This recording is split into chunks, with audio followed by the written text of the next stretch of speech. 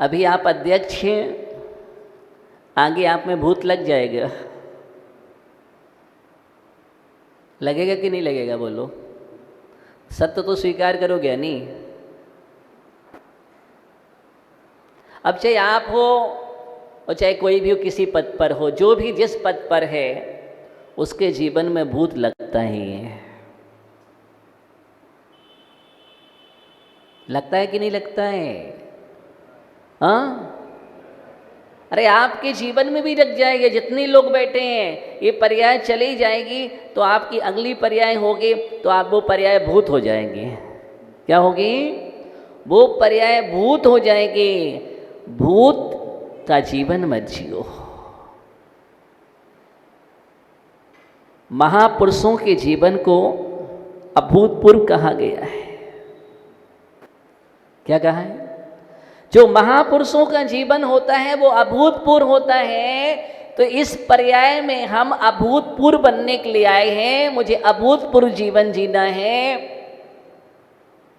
जो हमने अभी तक 5 इंद्रियों के विषयों का जीवन जिया है, जो हमने कसायों का जीवन जिया है, जो हमने संसार का जीवन जिया है, जो हमने राग देश का जीवन जिया है, इन सब से हटकर के जीवन जीना, उसका नाम है अभूतपूर्व जीवन। और जो प्राणी अभूतपूर्व जीवन जीना प्रारंभ कर देता है, उसके द्वारा मार्ग प्रभावना अपने आप शुरू हो जाती है। मार्ग प्रभावना करनी नहीं पड़ती है, मार्ग प्रभावना प्रारंभ हो जाती है।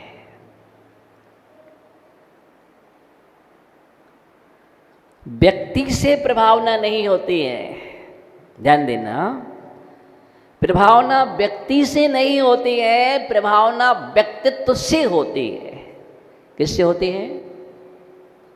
व्यक्तित्व से प्रभावना होती है। आज जो भी चेहरे हैं एक व्यक्तित्व हैं, और जब व्यक्तित्व सामने होता है तो अपने आप प्रभावना प्रारंभ हो जाती है। हम महापुरुषों के व्यक्तित्व को ही देखते हैं, इसलिए व्यक्ति पूज नहीं होता, व्यक्तित्व पूज होता है। हम भी अपने जीवन को ऐसा व्यक्तित्व बनाए कि आपके द्वारा भी धर्म की प्रभाव न हो, जिन शासन की प्रभाव न हो। मार्ग प्रभावना का अर्थ यही है कि पहले हम उस मार्ग पर स्वयं चलें।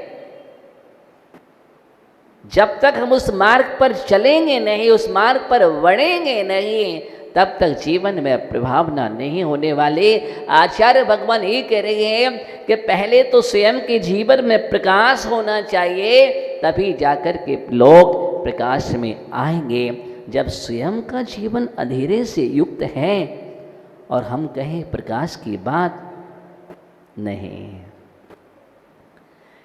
इसलिए मार्ग प्रभावना की जब चर्चा करते हैं तो मार्ग प्रभावना का पहला सूत्र है कि जीवन में प्रकाश होना। क्या होना? जीवन में प्रकाश होना।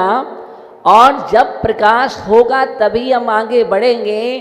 प्रकाश होगा तो प्रयास होगा, और प्रयास होगा तो परिवर्तन होगा। प्रकाश से प्रयास और प्रयास से परिवर्तन होता है, और परिवर्तन के बाद जीवन में परिवर्धन होता है। अगर प्रकाश ही नहीं है तो परिवर्तन और परिवर्धन होने वाला नहीं है। इसलिए पहले अपने जीवन में प्रकाश करो, तुम्हारा जीवन उजास से भर जाए, एकदम अंतरंग में एक ऐसी चमक आ जाए। अभी तक अंधेरे में हैं, अभी तक अंधेरे में हैं। हमारे जीवन की कहानी उसी बुढ़िया की तरह है जो हम सुन रहे थे। हमें ऐसे बुढ़िया नहीं बनना है। ये मानव जीवन ये पर्याय मिले हैं, बुढ़िया बन करके मत जियो। गुड़िया भी मत बनो। न गुड़िया का जीवन हो न बुढ़िया का जीवन हो। क्या रखा है उसमें?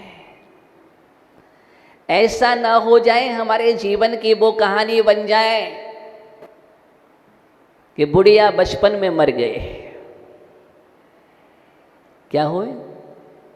बुढ़िया बचपन में मर गए। हाँ, अब आपको सुनकर के हंसी आ रही होगी कि बुढ़िया और बचपन में मर गई। अगर बुढ़िया थी तो बचपन कहाँ था, और बचपन था तो बुढ़िया कैसे थी? ऐसा ही हो रहा है मेरे जीवन के साथ। बुढ़िया बचपन में मर गई। कई लोग ऐसे ही जीवन जी के चले जाते हैं। बहुत कम लोग होते हैं जो जाग करके जीवन जीते हैं, जिनके जीवन में बुढ़ापा नहीं आता है।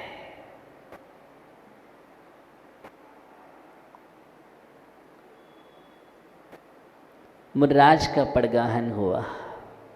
क्या हुआ? मुर्राज का पड़गाहन हुआ और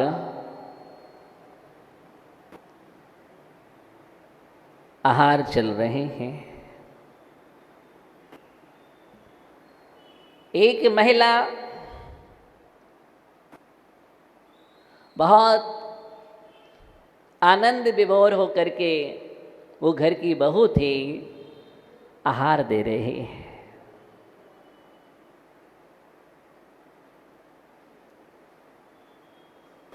बहुत बिरले जीव होते हैं जो अहोभाग के साथ अपने जीवन में एक कर्तव्य कर पाते हैं। अभी आपको बतलाएंगे, दान और पूजा ये भी मार्ग प्रभावना का अंग है। दान और पूजा मार्ग प्रभावना का अंग है। ये दान और पूजन से मार्ग की प्रभावना होती है, ऐसा आचार्य भगवान लिख रहे हैं। आत्मा प्रभावनीयो रत्नात्रय तेज सततमेव दान तपोजन पूजा विद्यातिशय जिन धर्मा। ऐसा पुरुषार्थ सिद्धि उपाय में प्रभावना अंग का लक्षण लिखते हुए लिखा है कि इसके द्वारा जैन शासन के प्रभावना होती है। पहले अपने को प्रकाशित करना, अपने को प्रभावित करना, और उसके बाद जब हम प्रभावित हो जाते हैं उसके माध्यम से मार्ग की प्रभावना होती है। आचार्य भगवान ये समझा रहे हैं कि दान से भी पहले क्या बोला है? रत्नात्रय तेज से, रत्नात्रय के तेज से सम्यक दर्शन सम्यक ज्ञान चारित्र के द्वारा अपनी आत्मा को प्रभावित करना, इसका नाम प्रभावना है। क्या करना है? अपनी आत्मा को रत्नात्रय से प्रभावित करना। रत्नात्रय का तेज हमारी आत्मा में आ जाता है तब वो निश्चय प्रभावना होती है। प्रभावना का मतलब है प्रकृष्ट भावना। कौन सी भावना? प्रकृष्ट भावना। प्रभा लग गया, आज इसमें प्रा शब्द का प्रयोग हो गया। अभी तक हम भा रहे थे भावना। क्या कर रहे थे? अभी तक हम भावना भा रहे थे, और आज बोलो उस भावना में क्या लग गया? प्रा। और प्रा लगने से बन गई प्रभावना। तो आज तक हम भावना भा रहे थे, लेकिन आज प्रभावना का अंग है, और आज है भी प्रभावना का योग। देखो कि आज जो हम विधान कर रहे हैं, इतने जोड़े बैठे हुए हैं, सब पीत कलर में दिखाई दे रहे हैं। सभी का वर्ण पद्मलेश्या हो रही है। पीत भी नहीं, पद्मलेश्या में पहुंच गए हैं। केसरिया वर्ण ये पद्मलेश्या का प्रतीक है। और आज हम बैठ कर के स्थिति, ये मार्ग प्रभावना का एक दृश्य है। और आज मार्ग प्रभावना के दिन हम प्रैक्टिकल कर रहे हैं। योग देखो, हमारा संयोग देखो, ये नियोग होता है कि मार्ग प्रभावना भावना, यही तो है प्रभावना। लेकिन कब होगी प्रभावना? जो अभी हमने 14 भावनाएं पढ़ी ना, उनमें से कोई भी भावना आपके जीवन में जुड़ जाए तो आज की भावना चरितार्थ हो जाएगी।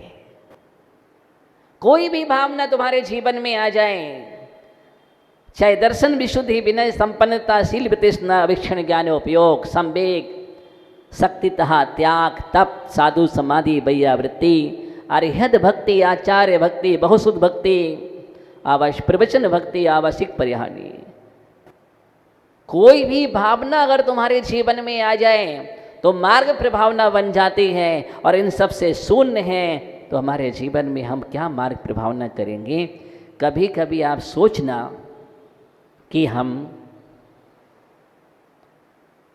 ये मनुष्य जीवन मिला है, जैन कुल मिला है, और जैन कुल में आकर के अगर हमारे द्वारा जिन शासन की प्रभावना नहीं हो पा रही है तो हमारा जैन कुल में जन्म लेना निरर्थक हो गया।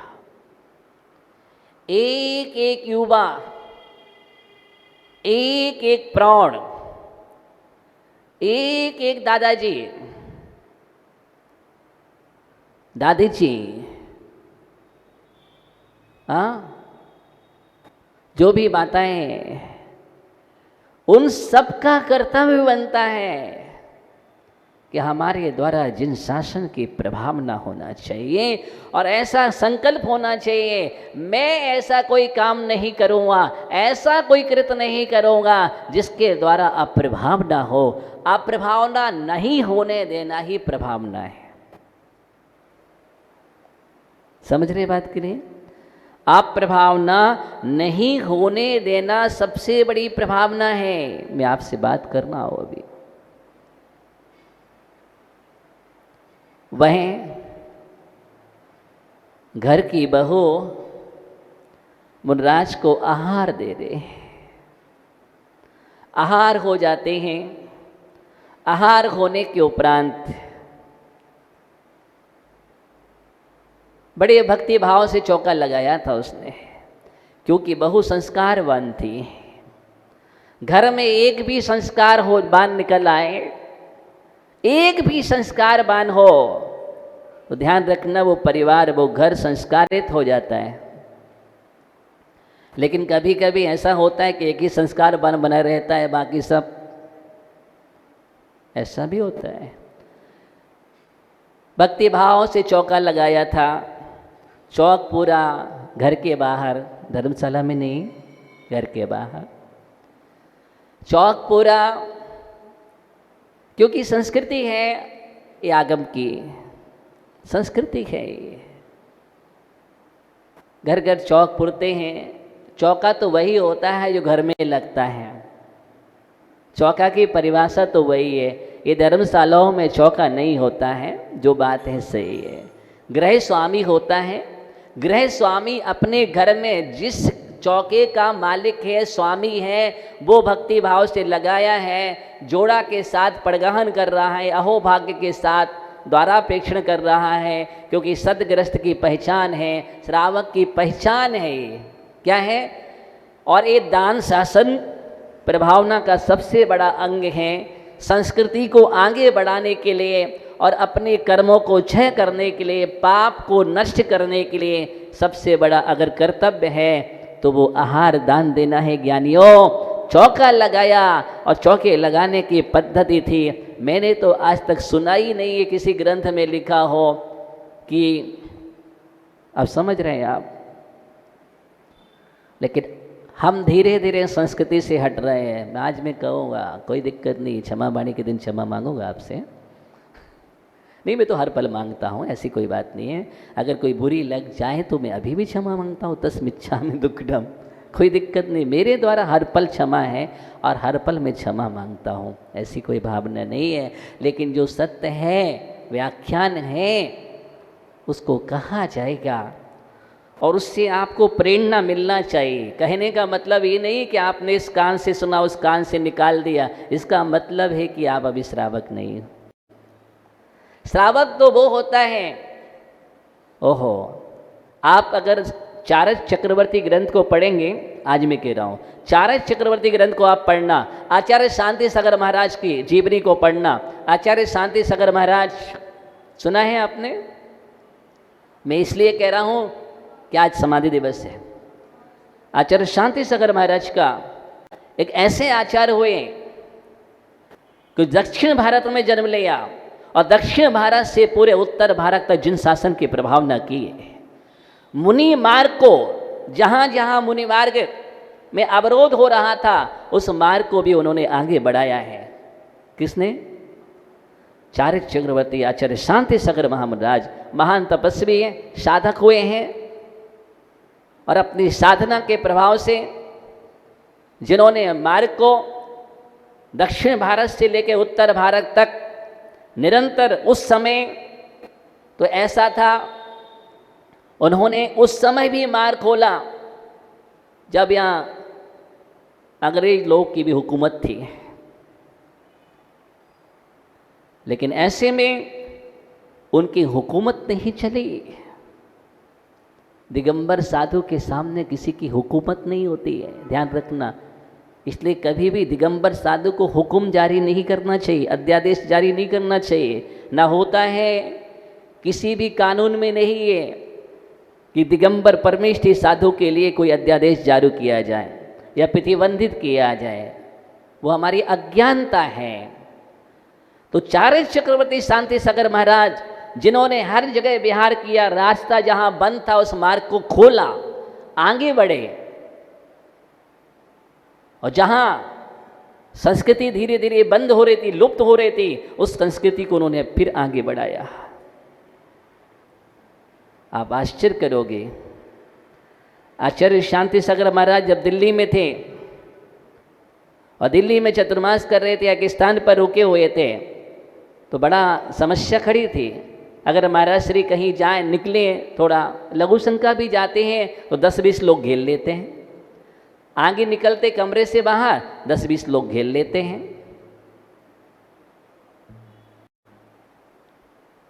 अब वो ये समझिए, हो सकता है यहाँ की प्रथा हो।